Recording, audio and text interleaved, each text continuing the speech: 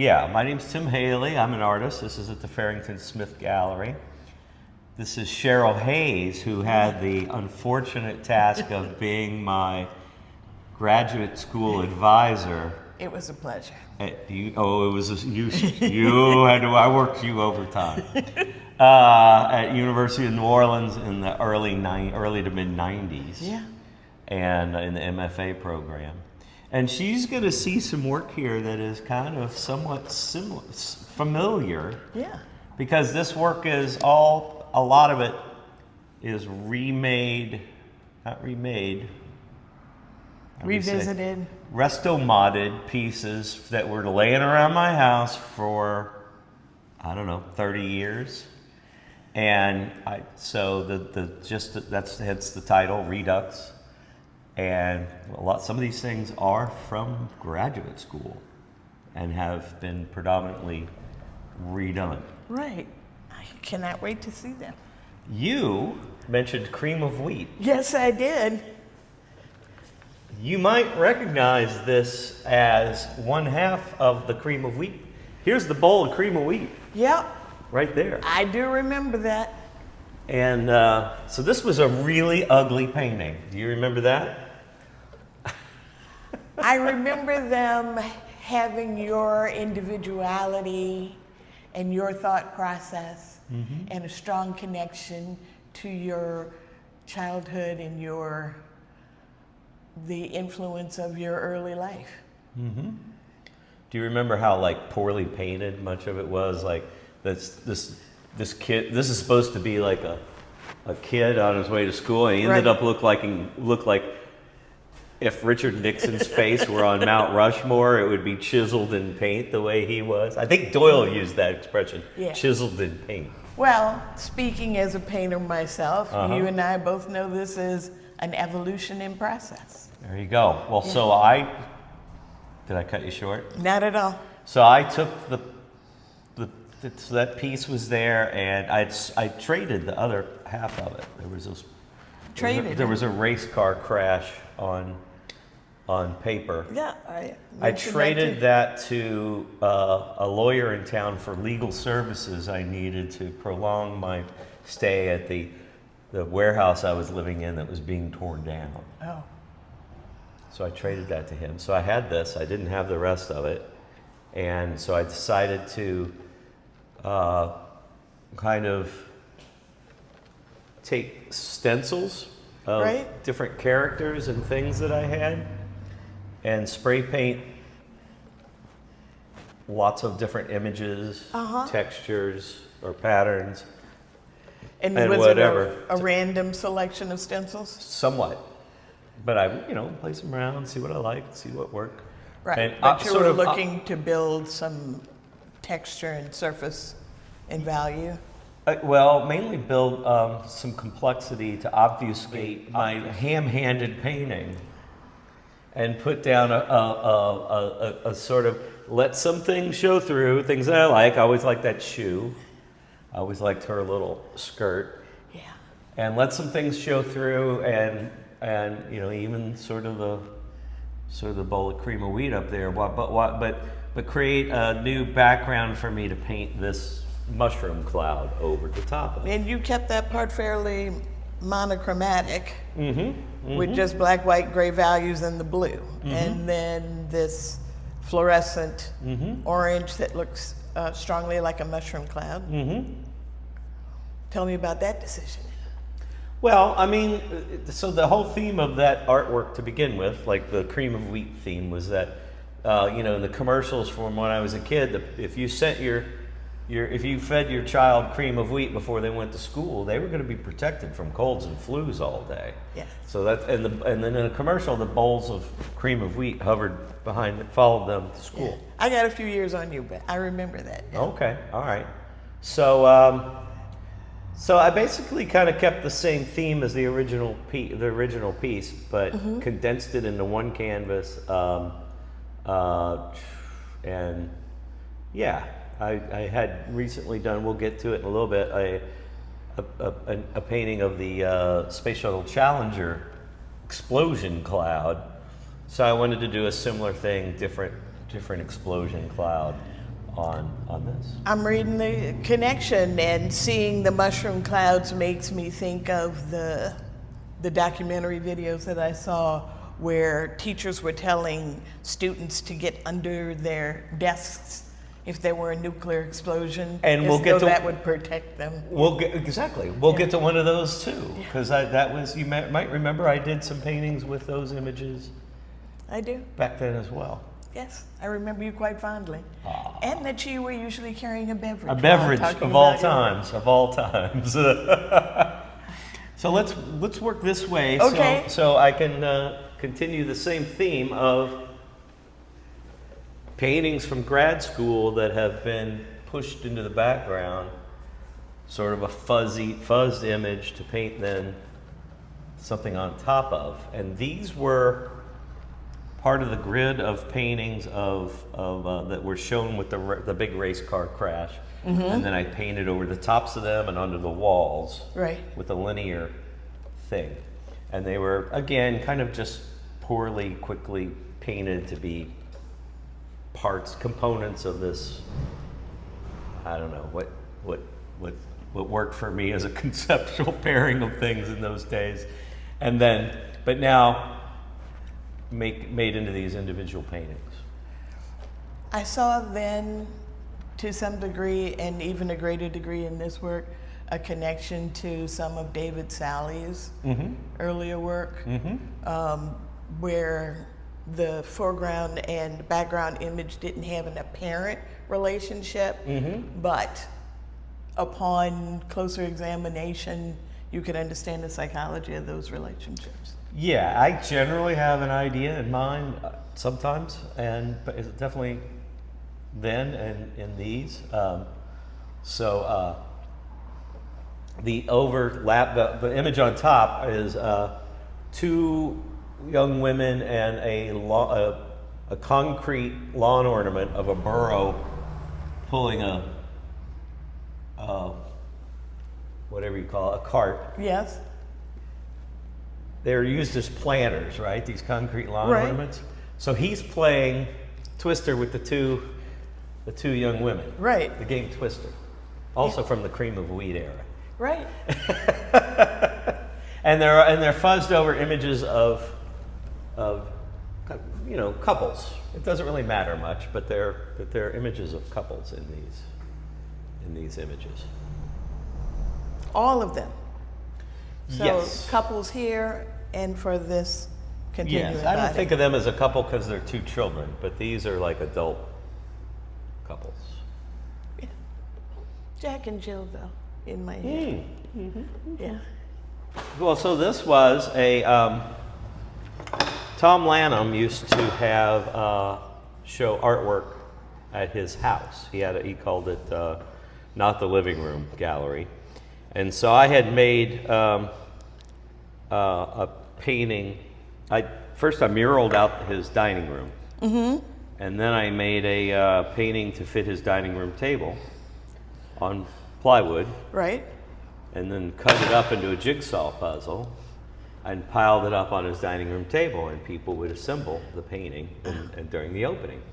And then here's someone at the opening the other night.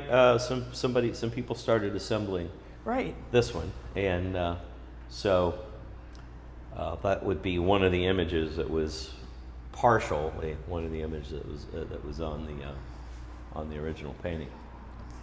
These three are unchanged from the triennial show, except instead of being part of an overall installation, they're just standalone paintings. And this one was originally in the same process as these, of creating like a background drawing, an underlying image, some coats of polyacrylic. But I never got past this sort of teal line drawing of an architectural detail of the museum, and then I had put a pearlescent coat over the top of it, which I then, to make this painting, I sanded down the pearl Right. to bring a little more of the background image that was kind of hidden by too much of the pearl, and then painted the gold and teal images over the top of it. I like that painting very much. I think it's gorgeous. It's beautiful. Thank you. So I do these. I've been doing these cheerleader, kind of like salutes to my friends. Right. And so I often do them as JPEGs for several years. I did them as JPEGs on people's birthday and would post on Facebook. You know, celebrating the person, cheerleaders spelling out their names. Right. And my friend Michelle Mock, who I've known since the Mermaid Lounge days, she was was kind of going back and forth between here and Nashville. Her parents had moved to Nashville and her sister, so she'd moved up there for a while, and then she came back here. And she's always been very, very helpful to me. At the Mermaid, there'd be 10 people when I walked in waiting for a drink, and I'd walk in and she's completely ignoring those other 10 people, and she takes care of me right away. A friend of mine from here who also moved to Brooklyn at the same time as me, and then eventually moved to Detroit, which I almost did. She was looking for, after Katrina, she was looking for New Orleans artists to portray their vision of the new New Orleans. And so I hoped, there was a lot of concern at the time, how corporate what was going to happen in New Orleans. Yes. And so I kind of sketched in like a New Orleans street. I was interested in working with album cover imagery at the time, specifically of 70s arena rock and funk bands. These are from 2 different album covers. Okay. 2 different bands. Okay. So these guys are the band Lakeside from the Fantastic Voyage LP. Fantastic Voyage, that's it. So, and this is from the band Boston. I remember Boston too. Yeah, they had this guitar spaceship. In this area where the fleur-de-lis is, it used to say Boston, and when the Boston city skyline was there. But I replaced the Boston with the fleur-de-lis. I put the New Orleans skyline, and my fondest wish was that the funky black pirate musicians who made New Orleans what it is today would still be there to secure the ground for the new city to come down on the guitar spaceship. Beautiful. This particular painting has no connection to New Orleans or my time here at all, unlike most of the pieces here. But it is also on the Kate Spade fabric. And she does have the connection in that she's from an album cover art. She is it's a photograph of a young girl really, from the Blind Faith, the band Blind Faith.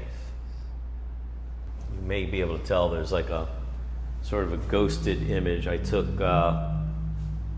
So when my mom passed away, I have all this stuff from her decor and everything at the house, like country stuff. So there's these black, or they weren't black, there's these tulips, like on a dowel, these wooden tulips.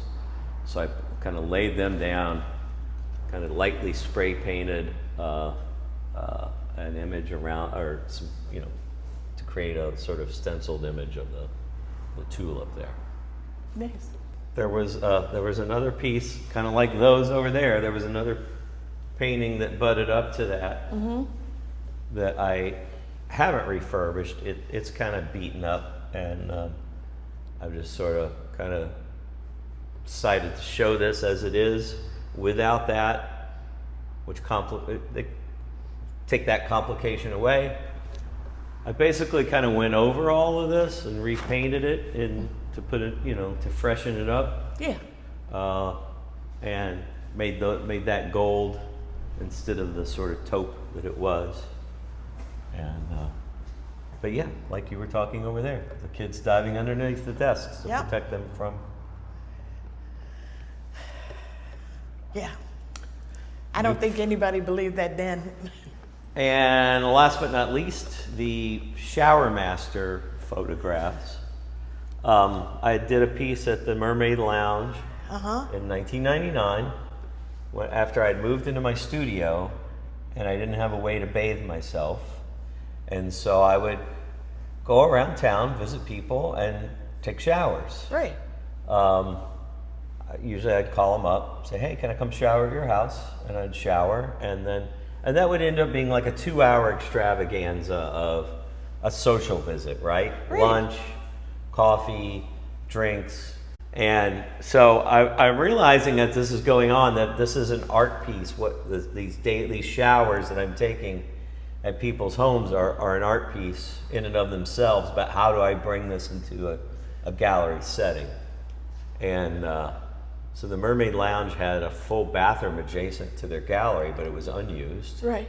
So I made sure it was functioning, cleaned it all up, muraled out the walls, and invited the people who I owed showers to take a shower. And they got their specially embroidered robe.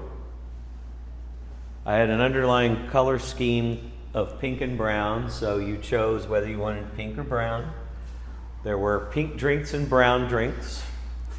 There's Nancy with a pink drink. And the soaps were pink and brown.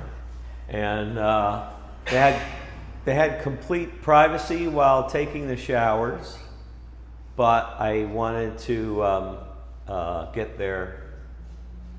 get a picture of them in their towels at the end of that. I said, please open the door when you're done showering. Let me get a picture of you in your towel, and thank you. Oh, so these are the first time these photos have ever been printed. No This was kidding. 1999. They've just been sitting around. Some of them I've scanned and put on Facebook over the years, but this is the first time that they've ever been. They were all so young. I know, this is our erstwhile gallerist, Adam. Yep. And do you know Gina Phillips, his I do. girlfriend at the time? I There's do. Gina. Serge. Yeah, Matt and Christopher. Yeah. Pat Lira, did you ever have him in a class at UNO? Yes. Well, what do you think? I think I'm glad I came. I think it's wonderful to see you again. I think this is a beautiful space. Mm-hmm. I think the gallerist's idea about carrying on a portion of the show into a space during the next exhibition is a good chance for people to have a first opportunity and a second opportunity to visit with the work and see it. And it's just wonderful to see you again. How long has it been? I mean, seriously, how long has it been?